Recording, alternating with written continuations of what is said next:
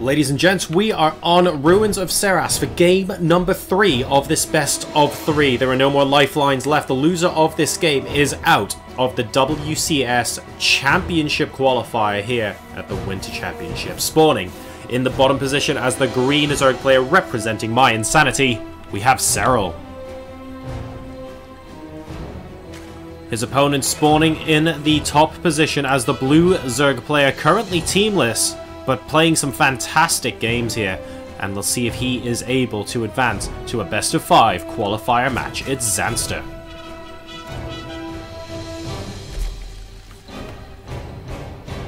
Lots of aggression and really dynamic games we've had so far this series. It looks like both players this time around are going to be going for their hatchery firsts. And they don't, of course, know where they have spawned just yet. Oh, actually, these overlords should have passed each other. Yeah, they have. Never mind. So we're going to be seeing this overlord, I think, take a downward course in just a second. We see the creep. All is well. And this overlord for Zanster is basically going to be sneaking around the side here to get a nice, good scout between that base and potentially this one later on in the game. Serral is going for a slightly more diagonal approach. You can see from the waypoints here exactly where he wants that to be. He just wants to focus on this base here, and that is all well and good. So, spawning pools from both players, single gas from both players, slightly earlier gas from Serral, potentially gives him a little more flexibility in terms of either aggression or tech, depending on which of those routes he wants to go down.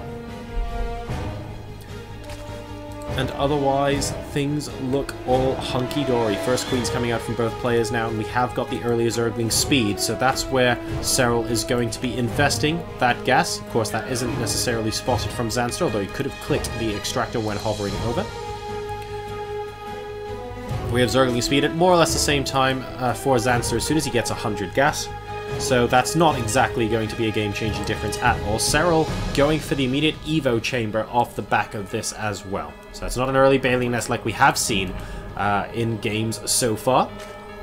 He's going to be toning it down just a little bit. And we have a third base from Zanster, so the players differing in their approaches this time around. This Overlord, he's actually starting to go off into no man's land. I think he's just been forgotten about, sadly. RIP. He's out there, looking to the right for the rest of the game. He's been sent to detention, basically. Serral going to be checking for an early third. Spots the early third. Will he get the cancel on the early third as well? There are 4 Zerglings coming in to defend against the 4 Zerglings currently nibbling away at that hatchery. And I think they will successfully drive them away. Most of the hit points on a single Zergling will get taken out. Serral trying some cute micro, but doesn't quite work on this occasion. And we have additional Zerglings being pulled and snuck into this Overlord by the looks of things. So Serral wants to sneak them out of the base without Zanster knowing. And that's what this Overlord is doing, just spotting exactly what's going on there. And Serral's moving a lot of Zerglings outside of the base. This is very sneaky snake kind of stuff. He's going to be able to move the Overlord back to this position as well with that Overlord upgrade. And wow, well now we see the spawning pool into Evo Chamber, into a lot of Zerglings, and into the Uber Overlord here, is what we're probably going to call it. He needs to save some Zerglings for defense though, because we have a counterattack popping in here for Zanster. And actually with these 2 defensive Banelings in addition to the Queen, I think he should be okay. He needs to hide that Overlord. Is he hiding that Overlord? Okay, well the Overlord is slowly making its way around now, and here we have the counterattack from Serral. This looks, frankly, an awful lot more aggressive right now, and these Zerglings are not able to get much done with the 2 defensive Banelings here, but look at this, the natural expansion completely decimated, and even though there are roaches out, the main base is looking like it's about to go down as well. There are enough Zerglings here to surround all of the roaches. 5 at the back are going to be able to stop this from being completely destructive. Unfortunately, 14 workers have already gone down. Serral currently on 19 workers versus 14 for Zanster. Zanster does have a third base up, so this isn't entirely clear just yet. Number of roaches on the field, currently 6 versus 0 as well, so that's worth bearing in mind. And with the extra hatchery, actually, Zanster is going to be able to hang on here. Serral, though, he's going, well, doubly all in, I suppose. 18 more Zerglings on the way. He wants to make this count. He tried to sneak out these Zerglings and do a lot of damage with them.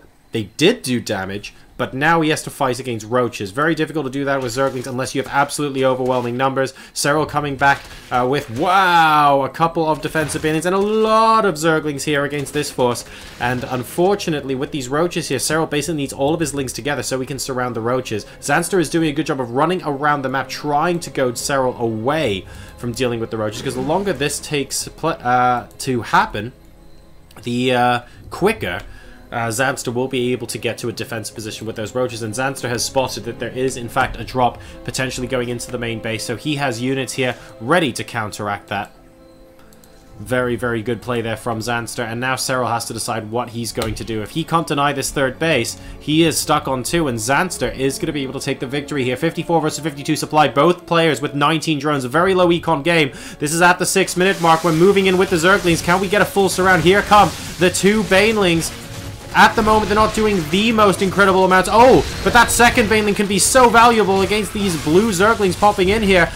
Yes, that's a good connection. That is a very good connection, and Serral is now trying his best to absolutely demolish the rest of this. Have we got the Zerglings inside the main base? He does. GL from Zanster, and Serral with that final attack successfully executes 2 base versus 3. It was all or nothing there, and he successfully progresses by a scoreline of 2-1 against Zanster.